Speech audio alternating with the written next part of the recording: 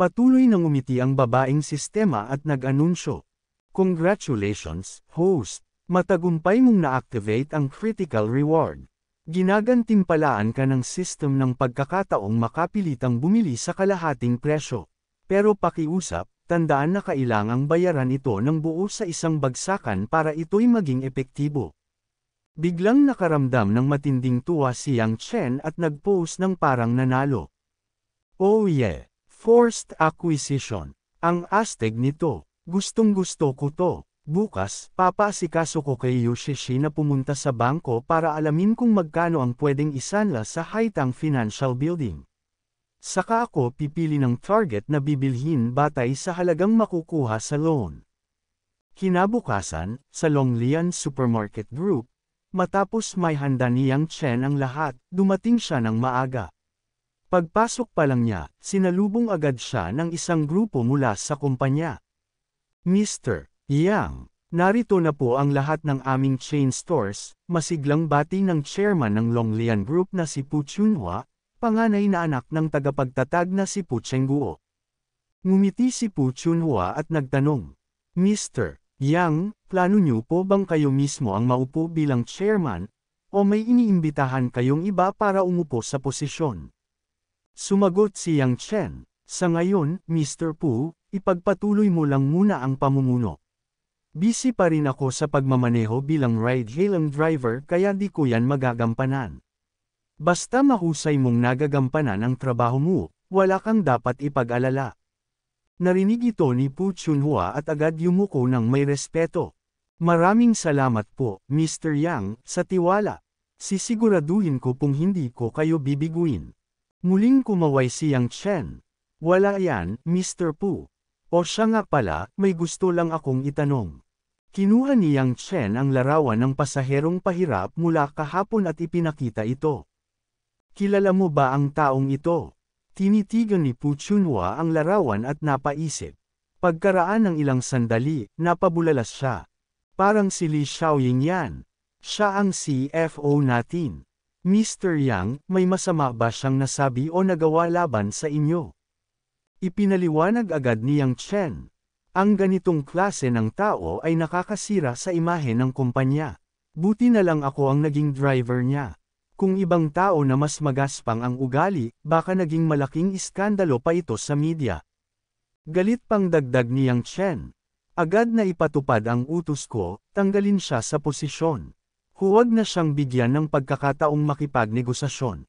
Huwag ding bawasan ang karampatang bayad. Paalisan siya ng tahimik. Agad na tumanggaw si Pu Chunhua. Naiintindihan ko po. Tatawagan ko agad ang HR. Mangyari po sanang maupo muna kayo sa opisina habang binabalita ko sa inyo ang tungkol sa grupo. Habang binabasa ni Yang Chen ang mga ulat ng grupo sa opisina, biglang may nag-doorbell ng malakas. Isang babae ang galit na pumasok. Pasok. Pumasok ka na nga. Ani ni Yang Chen na naguguluhan. Galit na sigaw ng babae. Chairman Pu, bakit niyo ako tinatanggal ng walang dahilan? CFO ako, hindi ito makatarungan. Pagkatapos ng sigaw, biglang naglaho ang ngiti ng babae at napalitan ng luha.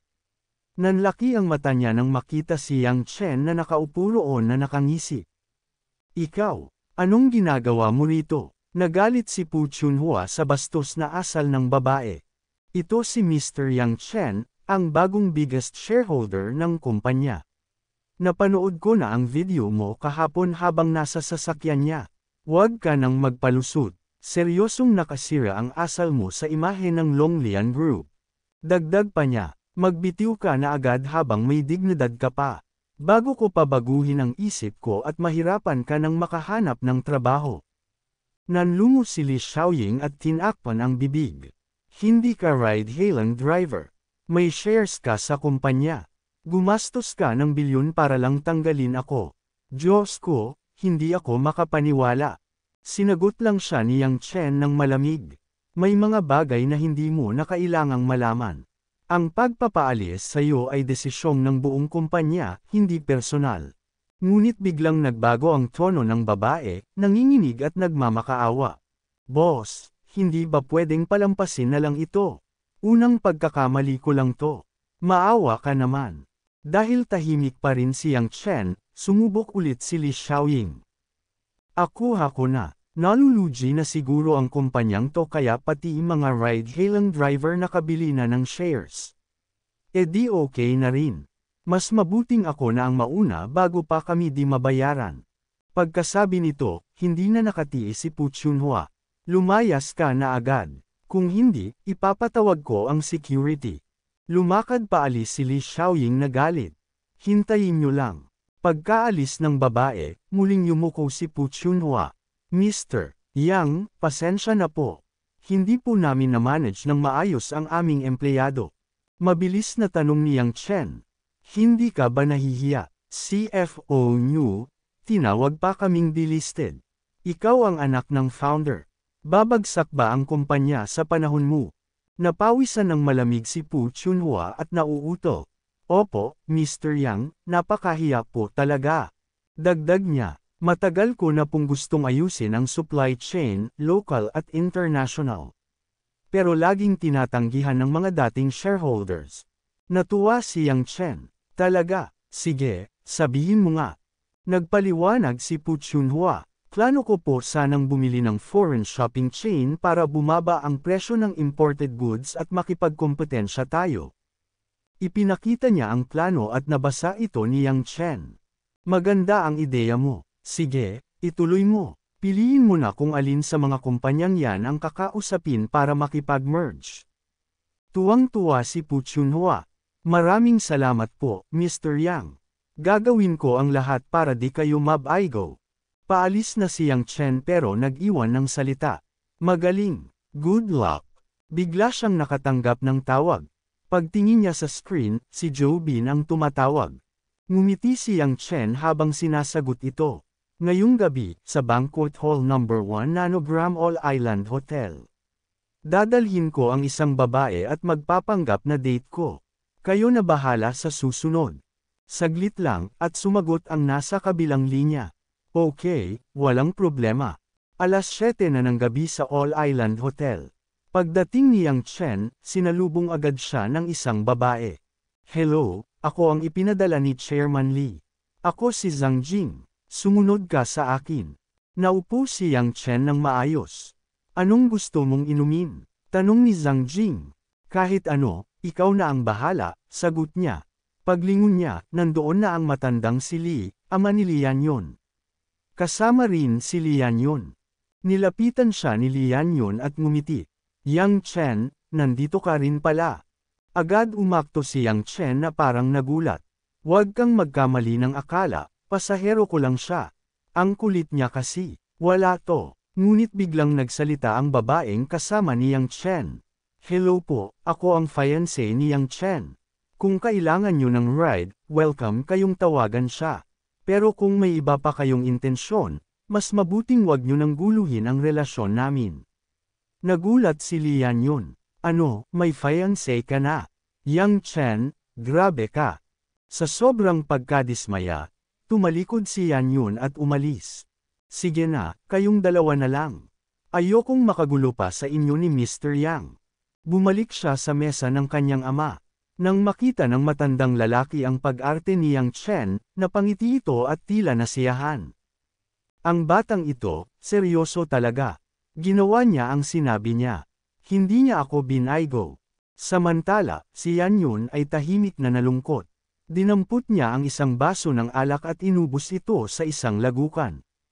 Sa kabilang panig, ipinagpatuloy ni Yang Chen at ng babaeng kasama ang kanilang palabas. Nang maramdaman nilang patapos na ang drama, nag-alok ang babae. Mr. Yang, tapos na ang pag-arte natin. Aalis na muna ako. Tumango si Yang Chen.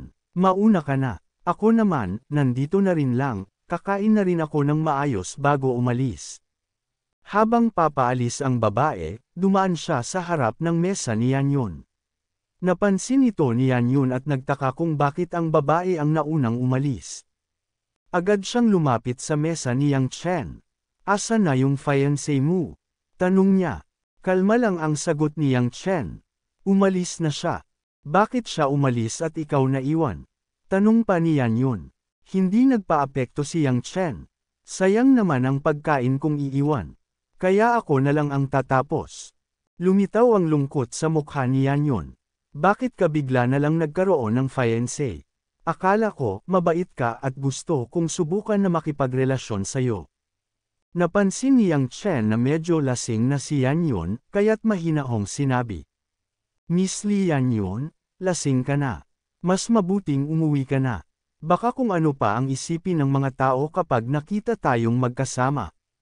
Pero hindi na nakapagpigil si Yanyon, idinikit niya ang kanyang malalaking dibdib kay Yang Chen na muntik nang mawalan ng hininga. Anong ginagawa mo? Baka map-icon yang mga tao sa paligid.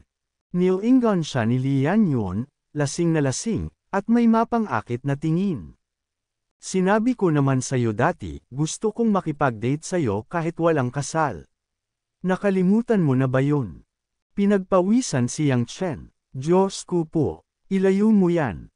Habang nagkakagulo sila, biglang may tumunog mula sa entablado. Isang lalaking may ngiting parang daga ang nagsalita sa mikropono. Hello, hello, patawad po pero may konting pagtatanghal akong gagawin. Pakipansin naman po. Pag-angat ng ulo ni Yang Chen, nakita niya ang mga tauhan ni Joe Bean na hawak ang engranding banner. Lumapit si Joe Bean na punong-puno ng kumpiyansa. Mga panauhin, sa tingin niyo ba pogi ako? Ngayon ay isang mahalagang araw. Huwag kayong bibitiw. Tumayo ang ama ni Yanyon at nagsalita.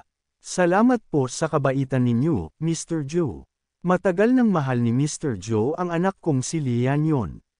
Sandali lang, pumunta lang siya sa banyo, babalik din siya. Pero bago pa man makatapos ng pagpapakilala, isang malakas na sigaw ang narinig. Anong banyo? Nandito si Miss Li Yanyon. Hindi siya pupunta kahit saan. Lahat ay napatingin. Nakita nilang nakayakap si Li Yanyon kay Yang Chen. Napatulala ng ilang segundo ang matanda. Napakunot noo ito at galit na nagsabi, Yanyon, tumayo ka dyan. Nakatingin ang lahat. Si Yang Chen, nahihiyang nahihiya, ay pinilit itulak si Li Yanyon. Umalis ka nga. Nakatingin ang lahat. Pero imbes na mahiya, lalo pang idinikit ni Li Yanyon ang kanyang katawan sa mukha ni Yang Chen, na lalo lang natigilan. Galit na galit si Joe Bean sa taas ng entablado. Li Yanyon, anong kalokohan yan? Nakakahiya ka. Agad namang sumingit ang ama ni Li Yanyon. Kalma lang, Joe Bean. Maraming nakatingin. Pero hindi na ito kinaya ni Li Yanyon, diretso siyang lumapit kay Joe Bean. Hindi para magpaliwanag, kundi para sumigaw. Tabi dyan, naiihi na ako, huwag kang lalapit. Itinulak niya si Joe Bean at nagmadaling tumakbo. Si Joe Bean naman ay hindi na napigilan ang galit. Chairman Lee, niloloko niyo ba ako? Halos maluha na ang matandang lalaki. Hindi, para mapalayo si Li Yanyon kay Yang Chen, binayaran ko ang bruhang yun ng 500,000 yuan at naghanap ako ng babae para umakting sa harap ni Li Yanyon. Naging epektibo naman, pero ayan, hindi siya umalis. Kaya nagkagulo. Nagpanteng ang tenga ni Joe Bean. 500,000 yuan binigay mo sa kanya. Ako rin. Nagbigay ako ng 300,000 yuan para lang umalis yung walang hiya na yan. Nagtungo sila pareho kina Yang Chen at galit na tinuro siya. Ang kapal ng mukha mo. Sabay mong kinatasan ang parehong panig. Mas masahol ka pa sa middleman sa labas. Napabuntong hininga si Yang Chen at sinagot sila. Anong magagawa ko? Isa kay chairman, isa kay anak mayaman. Pinipilit niyong ipasok sa bulsa ko ang pera, tatanggihan ko pa ba? Pagkatapos ng sigawan, dumating si Li Yanyon galing banyo. Gulat siya sa eksenang inabutan. Joe Bean, anong nangyayari dito? Galit na galit si Joe Bean at itinuro si Yang Chen. Yang lalaki na yan. Tinanggap ang 500,000 yuan mula sa tatay mo. Tapos kinuha rin ang 300,000 mula sa akin. Tapos naghanap pa ng babae para umakting na nobya niya. Niloloko ka lang niya. Lumingon si Li Yanyon kay Yang Chen at prangkang nagtanong. Totoo ba yan? Tinanggap mo ang 500,000 mula kay Papa at 300,000 mula kay Joe Bean. At nagdala ka pa ng babae para umarte. Kinabahan si Yang Chen, baka damaykit na naman ang katawan nito sa kanya, kaya agad niyang inamin. Oo, tama, kumontra ako sa sarili ko. Nakipagsabuatan ako sa isang extra at kumita ng 800,000 yuan. Bakit hindi ko gagawin? Tuwa-tuwa si Jobin. Tama nga ako, isang low-class ride-hailing driver na nangangarap sa mayaman at maganda. Polaka na gustong kumain ng masarap. Habang hinihintay nila ang magiging reaksyon ni Lian Yun, halos himatayan si Yang Chen sa gulat, dahil bigla siyang niyakap nito at sumigaw. Ang galing mo, may pera ka na ngayon. Hindi ka na mahirap, kahit hindi kalakihan, sapat na para makapag-date tayo. Napalunok si Yang Chen, patuloy na masayang nagsalita si Lian Yun. Ngayon, isa ka ng perpektong lalaki. Fair na, mag-date na tayo agad. Nang inag sa pagkagulat sina Chairman Lee at Jobin. Diyos ko, paano nangyari to? Hindi ko to nakita. Sumuko na ako. Sumigaw ang matandang lalaki. Lian Yun, tama na yan. Baka ano na ang isipin ng mga tao sa pamilya natin. Si Jobin naman ay halos maiyak. Diyos ko, anong ginawa ng demonyong Yang Chen na yan para paibigan si Lian Yun ng ganyan? Nang marinig ni Lian Yun na gusto siyang ipakasal ng kanyang ama kay Jobin, agad siyang nagalit. Ayoko kay Jobin, Papa.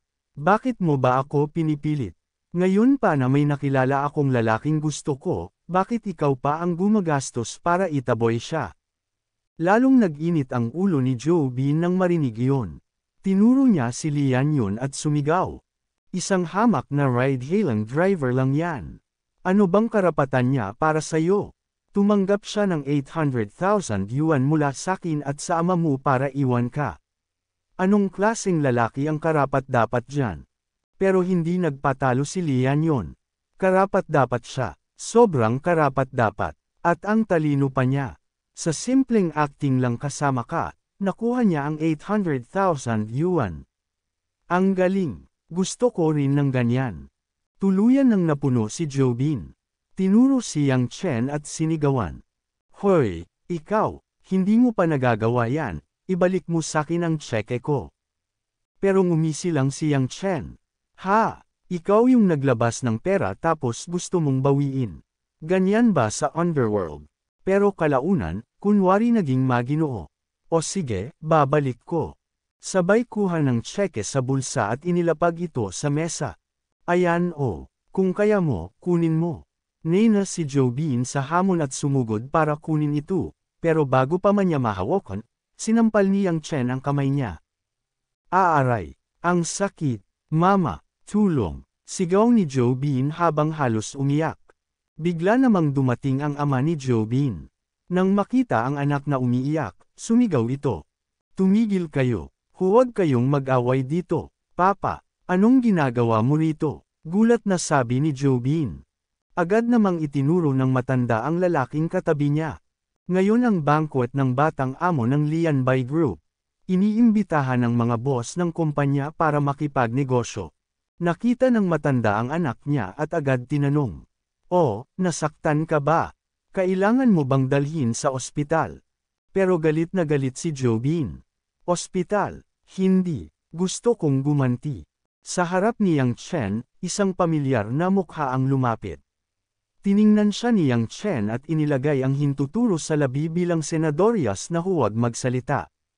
Naunawaan ito ng matandang lalaki. Ah, si Mr. Yang pala. Ayaw niyang ipaalam ang acquisition. Dapat tahimik lang ito. Lumapit ang batang lalaki sa tabi ng ama ni Jobin at kinawayan siya. Huwag kang mag-alala, walang makakapanakit sa'yo rito. Ngunit agad hamarang si Lian Yun. Galit ang mukha. Private matter namin to. Walang kinalaman ang iba. Huwag kang makialam. Sumingit ang ama ni Lian Yun at hinayla siya. Yan Yun, tama na. Anak, tigil mo na to. Ang batang iyan ay anak ng Lianbai Group, kayang bilhin ang 10 stores natin. Pero hindi natinag si Lian Yun. Si Jobin ang naunang umatake. Karapat dapat lang siya na masaktan. Uminit lalo ang ulo ng batang amo. Hindi ko pinag-uusapan ang love life nyo. Pero sinaktan niya ang kapatid ko, hindi ko yan palalagpasin.